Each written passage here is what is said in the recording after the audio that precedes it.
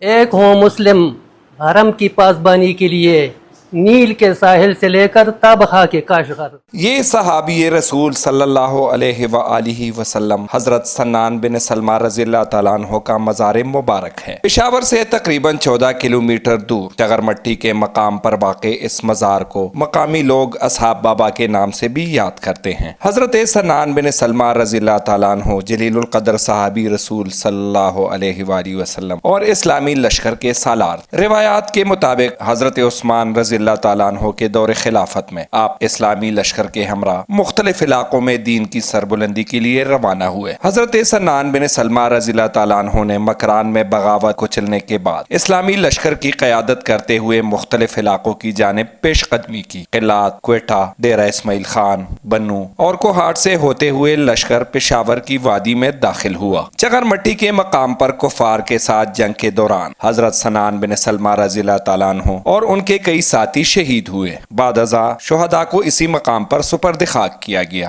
جہاں آج یہ مزار عقیدت مندوں کی توجہ کا مرکز ہے۔ یہاں پر ملک کے کونے کونے سے لوگ آتے ہیں اور یہاں پر آ کے لوگ دعا کرتے ہیں اور ایک سکون سا ملتا ہے۔ مقامی افراد کے مطابق اس مزار سے لوگوں کی گہری عقیدت ہے اور ملک کے مختلف علاقوں سے زائرین یہاں حاضری کے لیے تشریف لاتے ہیں۔